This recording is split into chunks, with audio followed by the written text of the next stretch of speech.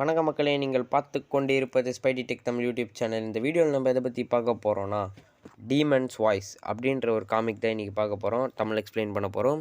நான் ஏற்கனவே சொல்லியிருப்பேன், மார்வலை தவிர மிச்சம் நிறைய காமிக் உள்ளே நம்ம என்டர் ஆகலாம் அப்படின்னு சொல்லியிருப்பேன். அதோட முதல் படி தான் இது. உங்களுக்கு பிடிச்சிருந்தா மறக்காமல் லைக் பண்ணிட்டு கமெண்ட் பண்ணி சொல்லுங்கள். நம்மளுக்கு அதான் எனக்கும் தெரியும் உங்களுக்கு என்ன மாதிரி ஜானர்ஸ் பிடிக்குதுன்னு சொல்லிட்டு. மறக்காமல் நம்ம சேனலுக்கு சப்ஸ்கிரைப் பண்ணிட்டு லைக் பண்ணிட்டு கமெண்ட் பண்ணுறேங்க மக்களே. ஓகே மக்களே, கதை உள்ள போய் என்ஜாய் பண்ணுங்கள். என் பேர் கோஜி. நான் ஒரு மீனவன். அப்புறம் இந்த வருஷம் மீனவர்களுக்கு மறக்க முடியாத ஒரு வருஷமாக இருக்குது. மீன்கள் ஒழுங்காக மாட்டுறதில்ல, கிளைமேட் ஒழுங்காக இருக்கிறதில்ல. அப்போயும் நாங்கள் போய் மீன் பிடிப்போம். ஏன்னா எங்கள் வாழ்வாதாரமே அதில் தான் அடங்கியிருக்கு அப்படின்னு கோச்சி பேசி முடிக்க, அவனுக்கு உடம்பு ஒத்துக்க மாட்டுது போல் இருக்குது இந்த கடல். அதனால் ஒரு மாதிரியாக வீக்காக இருக்கான். அப்போ தான் அவங்க அங்கிள் வராரு. என்னடா தம்பி வீக்காக இருக்கா, முதல் தடவை வரதுனால அப்படி தான் இருக்கும் அப்படின்னு சொல்லிட்டு அவர் கொஞ்சம் அட்ஜஸ்ட் பண்ணுறாரு. அதுக்கப்புறம் நீ என்ன பண்ண, இப்போ தூங்கி எழுந்துச்சுன்னா எல்லாம் சரியாயிடும் அப்படின்னு சொல்லிட்டு அவனை தூங்க சொல்கிறாரு. இப்போ கடலுக்கு நடுவில் இருந்து ஒரு வினோதமான சத்தம் வருது. கேப்டன், அதாவது அந்த மீனவ குழுவோட பாஸ் என்ன சொல்கிறாருன்னா, இது வரைக்கும் இந்த மாதிரி நான் சத்தத்தை கேட்டதே இல்லை. நடுக்கடலில் அதுவும் ஒரு சைரன் சத்தம் மாதிரி இருக்குது, என் காது கொய்யின்னு இருக்குது, ஒன்றுமே கேட்க மாட்டுது அப்படின்னு அவர் சொல்கிறாரு. அப்போ கோஜி மட்டும் நல்லா அசந்து தூங்கிட்டு இருக்கான். அவனாலே ஓரளவுக்கு தூங்க முடியல, ஏன்னா அந்த சத்தம் அவன் காதையும் உறுத்திட்டுருக்கு. மறுநாள் சுற்றி இருக்க கடலே ரொம்ப அமைதியாக இருக்குது.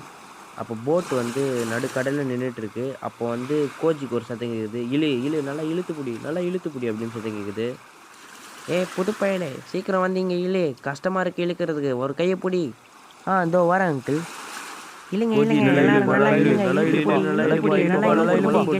அப்போ அந்த வலையில் வித்தியாசமான ஒரு விஷயத்த நான் கவனித்தேன். எல்லாருமே இழுக்கிறதுல ஆர்வமாக இருந்ததுனால வலையில் என்ன இருக்குதுன்னு பார்க்கல போல். ஆனால் நான் அந்த வலையை தான் கவனிச்சிட்டு இருந்தேன். அந்த வலையில் இருந்தது ஒரு கை, மனித கை. மீன்பிடி குழுவினரும் கோஜியும் மெல்லமாக அந்த வலையை இழுக்க, அந்த வலையிலேருந்து ஒரு டெட் பாடி வருது, அதாவது மனித பிணம் வருது. அதை பார்த்து கோஜி ரொம்பவே ஷாக் ஆகுறான். உள்ளேருந்து வர்றது எல்லாமே மனித பிணம் நிறைய வருது, அதாவது 3-4 வருது உள்ளேருந்து வெளியே. அதை மீனவர்கள்லாம் எடுத்து மேலே போட்டு ரொம்பவே சந்தோஷப்படுறாங்க. அவங்க என்ன எடுத்திருக்காங்க அப்படின்றது தெரில, ஏன்னா எல்லோரும் வலையை கவனிச்சிட்டு இருந்ததுனால அந்த பிணங்களை கவனிக்கலை. எடுத்து மேலே போட்டு எல்லாம் சுற்றி நின்று டான்ஸ் ஆட ஆரம்பிச்சிட்டாங்க. அங்கிள், நம்ம என்ன எடுத்திருக்கோன்னு கொஞ்சம் உத்து பாருங்கள், அது எல்லாமே மனித பிணங்கள். என்ன பேசிகிட்டு இருக்க கோஜி, கொஞ்சம் அங்கே நல்லாப்பா. தலைவரே அங்கே கொஞ்சம் பாருங்கள், நம்ம எடுத்துருக்கிறதுலாம் மீன் இல்லை, மனித பிணங்கள். கொஞ்சம் அங்கே நல்லா பாருங்கள் தலைவரே. ஆமாம் தம்பி, இதெல்லாம் எப்படி இங்கே வந்தது, எனக்கு ஒன்றும் புரியலையே. அப்போ அந்த தலைவர் என்ன சொல்கிறாருன்னா, இந்த பிணங்களெல்லாம் பார்த்தா ஏற்கனவே கப்பலில் இறந்து போனவங்க மாதிரி இருக்குது அப்படின்னு சொல்கிறாரு. அதாவது எப்போ வந்திருக்கோன்னா கண்டிப்பாக ஒரு 3 நாள் 4 நாள் முன்னாடி தான் வந்திருக்கோம். ஏன்னா இன்னும் ஓரளவுக்கு ஃப்ரெஷ்ஷாகவே இருக்குது பாடி அப்படின்னு சொல்கிறாங்க. அப்புறம் அவங்க என்ன முடிவு எடுக்கிறாங்கன்னா, பிணங்களெல்லாம் கடல்லே தூக்கி அடிச்சிடலாம் அப்படின்னு சொல்லிட்டு முடிவெடுத்து கடல்லே தூக்கியும் அடிச்சிடுறாங்க. அன்றைக்கி எல்லோரும் உள்ளே உட்காந்து பேசிக்கிறாங்க, அது என்னவா இருக்கும் அப்படின்னு சொல்லிட்டு. தலைவர் என்ன சொல்கிறாருன்னா, அது விடுங்க, அதை பற்றி பேசாதீங்கன்றாரு. அப்போ கோஜி அவங்க அங்கிள் என்ன சொல்கிறாருன்னா, இல்லை இது எப்படியே விட்டுற முடியாது, இது காலையில் கேட்ட அந்த சத்தத்துக்கும் இதுக்கும் என்னமோ சம்மந்தம் இருக்குதுன்னு நினைக்கிறேன், அது ஒரு சாத்தானோட அழுகுறையாக இருக்கலாம் அப்படின்னு சொல்கிறாரு. அதாவது ஒரு அழுக்குரலாக இருக்கலாம் அப்படின்னு சொல்கிறாரு. என்னென்னா உடனே நம்ம கோஜி பயப்படுறான், ஏன்னா சின்ன பையன்ல. மறுபடியும் இந்த சத்தம் கேட்க ஆரம்பிக்குது. கோஜி இந்த தடவை இந்த சத்தத்தை கேட்குறான்.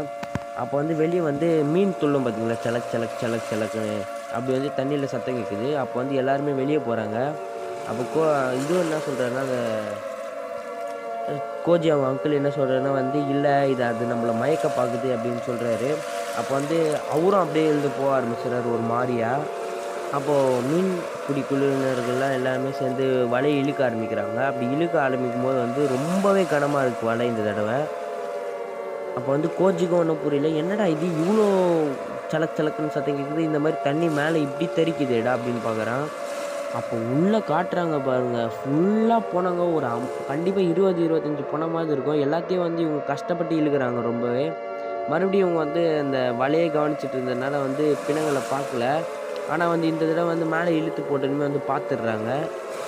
அது என்ன ஆகுதுன்னா, அந்த பிணங்கள் எல்லாமே எழுந்திக்க ஆரம்பிக்குது, அதாவது எழுந்திரிச்சு நடக்க ஆரம்பிக்குது. நடந்து எல்லா உள்ளே இருந்த எல்லா மீனவர்களையும் தண்ணீர் தள்ளி விட்டுது. கோஜி மட்டும் ஒரு ரூம் உள்ளே போயிட்டு கதவு சாத்திக்கிறான். கிட்டத்தட்ட ஒரு ஜாம்பிஸ் மாதிரி தான் அது பிஹேவ் பண்ணுது.